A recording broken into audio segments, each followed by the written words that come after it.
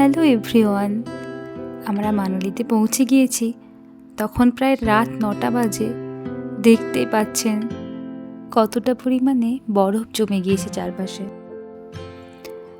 সারাদিন না খাওয়ার কারণে প্রচণ্ড পরিমাণে খিদে পেয়েছিল, তাই আমরা মল রোডে গিয়ে প্রথমে খেয়েছিলাম বিরিয়ানি।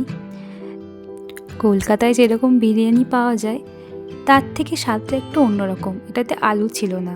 আমরা এখন যাচ্ছি হোমস্টেতে। হোমস্টেটা এতটা উঁচুতে ছিল আর রাস্তায় বরফ জমে থাকার কারণে যেই কারণে হাঁটতে একটু অসুবিধা হচ্ছিল। আমি তো প্রায় পড়েই গেলাম হাঁটতে গিয়ে। হোমস্টের চারপাশে রাতের দৃশ্যটা এখন দেখাচ্ছি। যাই হোক, অনেকটা পরিমাণে কষ্ট করার পর আমরা ফাইনালি আমাদের হোমস্টেতে পৌঁছালাম। সকালের দৃশ্যটা কালকে দেখাবো। একবার ভাবুন তো, সকালে আপনি ঘুম থেকে উঠেছেন, ব্যালকনিতে গিয়ে দেখেন চারপাশে শুধু সাদা আর সাদা, যেন মনে হয় চারপাশে কেউ সাদা রং ঢেলে দিয়েছে। আমাদের হোমস্টেতে ছাদ ছিল, তাই আমরা ছাদে গিয়েছিলাম। ছাদ থেকে পুরো মানালি শহরটাকে দেখা যাচ্ছে। কি অপূর্ব সুন্দর দৃশ্য, মন যেন ভরে যায় অপূর্ব আনন্দে। এই কারণেই আমরা হোমস্টে বুক করেছিলাম। মল রোডের পাশে অনেক হোটেল ছিল, কিন্তু সেখান থেকে এত সুন্দর ভিউ আসতো না। আমরা যখন হোমস্টে বুক করি, হোমস্টের ওনার বলেই দিয়েছিল যে আমাদের হোমস্টেটা মল রোড থেকে 1 কিলোমিটার ওপরে উঠতে হবে। প্রথমটা আমি একটু ভয়ই পাচ্ছিলাম এতটা উঁচুতে আমি উঠতে পারবো কি না, কারণ এর আগে আমার কোনো অভিজ্ঞতা নেই এতটা উঁচুতে ওঠার।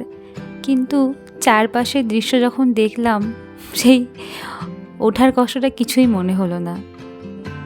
এই ছাদ থেকে পুরো মানালি শহরটাকে দেখা যায়। ভিডিওর মাধ্যমে পুরো মানালি শহরটাকে এখন দেখানোর চেষ্টা করছি। এই বরফের কারণেই আমাদের মানালিতে আসা। হঠাৎ প্ল্যানিং, 12 ঘন্টা জ্যামে ফেসে থাকা, সব কিছুই সার্থক মনে হচ্ছিল যখন এই দৃশ্য চোখের সামনে ভেসে উঠছিল। এক অবর্ণনীয় দৃশ্য, যা ভাষায় প্রকাশ করা যাবে না।